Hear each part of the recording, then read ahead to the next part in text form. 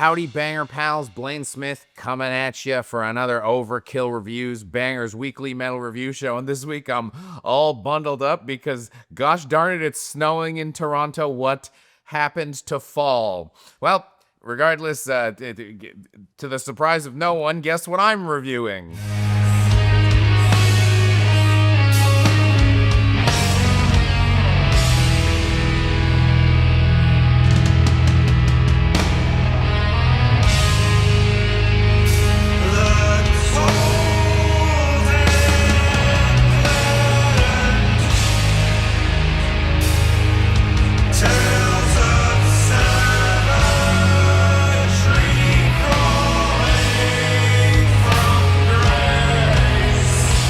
Yes, of course, it is the new album from Bell Witch and Ariel Rune called Stygian Bough Volume 2. It comes out today, November 14th, on Profound Lore Records. So I covered this in my review of the first record, which you can watch, obviously, on BangerTV and laugh at me being 80 pounds lighter, 60 of that being muscle, 20 of that being fat. I am lifting, but I am aging. Give me a break. But so anyways, in 2020, Funeral Doom Boys Bell Witch released a collaboration record with solo acoustic folk act Ariel Rune, with all three of them contributing equally to make it a proper collaboration project. I like the decision because it's not different enough from their normal output to make sense turning it into a full band, but it's not similar enough to just say, hey, Eric's gonna chill with us on this record. Because, as a reminder, Eric has chilled with them on a record before. He does additional vocals on Mirror Reaper, and that's not plus Ariel Rune, because it's a Bell Witch record. Eric Mogridge, who is Ariel Rune, has sung on a Bell Witch record in the past. There's a vision here. It makes sense. I swear. They're not just throwing exhibition fights for money, but to not have it count on their record.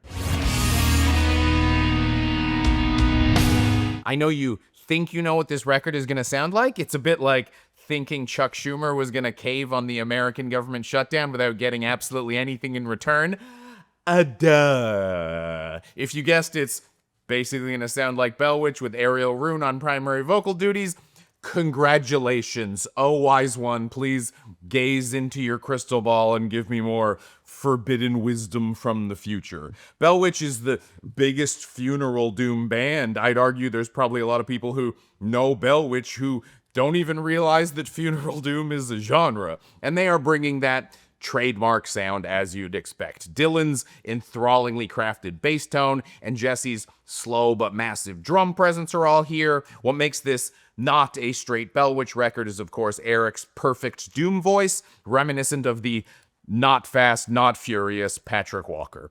Patrick Walker, that's why he's not fast or furious. Taking main vocal duties, and he also plays both grandpa and regular guitar on the record. I would say we get to find out pretty quickly, especially by these guys' standards. On the last record, it's 4 minutes before things really come crashing in. Here we're at full power 4 seconds in. I wasn't particularly worried something was going to go tragically wrong, but hey, you never know in the world of music, so I appreciate them letting me feel at ease a little sooner this time around. You might not believe it starts that fast, so I'll prove it. I'm just going to press play, track 10:00.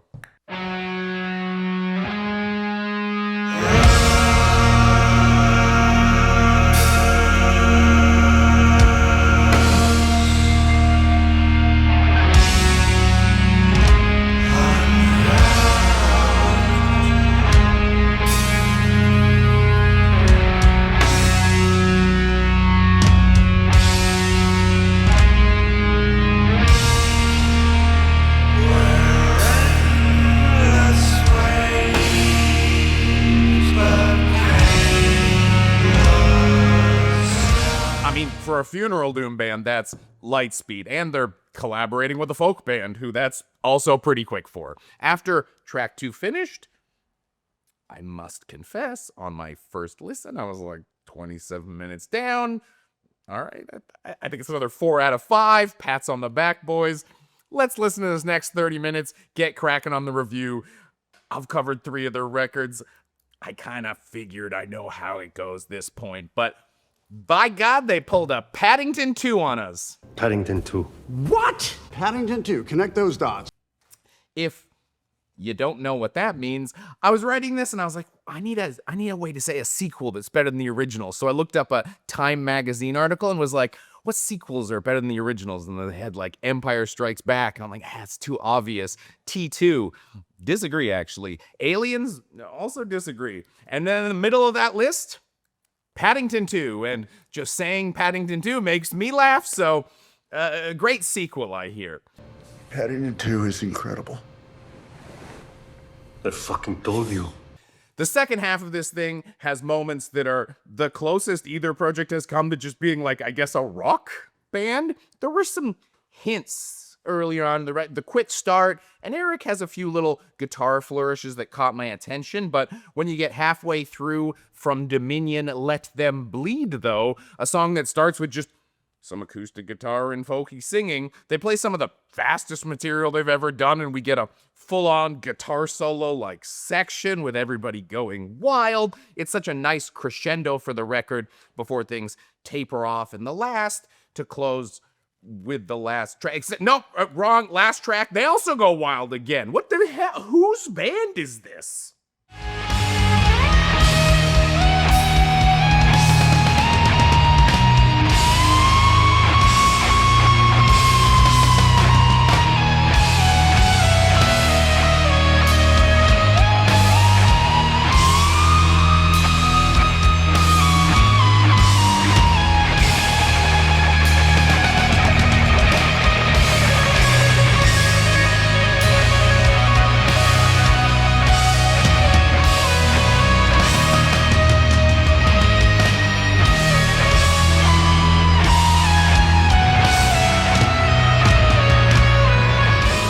Not just Eric impressing on this. Jesse seems to be like a reverse Samson because the more bald this guy gets, the more powerful he becomes. Sorry, Jesse. He has always been the kind of quintessential Doom drummer, delivering those glacier-paced hits that you like hang on and you feel like you're overshooting, and they're just really satisfying. But I don't know, I guess having an active death metal band is getting him a little more antsy. In between the big hits, he stays so busy delivering like 3 extra hits when one would have been sufficient. The times he's choosing to go all out and the times he's holding back work in tandem with each other, strengthening the opposite moments.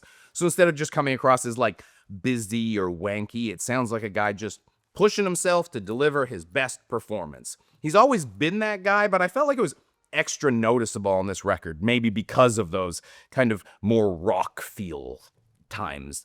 You know, just allowing it a little bit. And also, yes, Dylan, you're amazing too. Sorry, I haven't talked about you really that much so far, but you started the band, so you get to soak up everyone's compliments too, because it's your thing. Don't be greedy.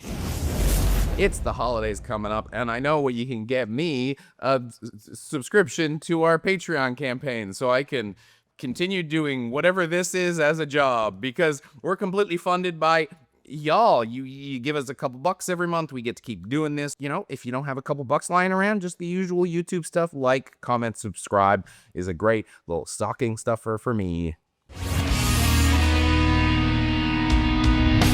I really thought of Bell Witch as a band that could really be polished up. I mean, how do you polish a band that's released a genre-defining, like, debatably perfect record in the eyes of, like, a lot of people? Well, somehow the record sounds better than any of their previous releases from a production standpoint. This is a crystal clear record. Absolutely nothing stands between you and the music, which also just sounds so natural. Those spare little moments when it's just like one note ringing out and you can just hear it perfectly, and you can hear like the slight sound of a finger sliding on a guitar string. It's just, it's so nice. It's so nice. It makes such a nice listening experience. I don't think every knob, every dial was in the perfect spot when all of this was being done. And in the last review, I thank them for delivering a brief hour and 4-minute record, which outside of their first demo is the shortest thing they've ever done, but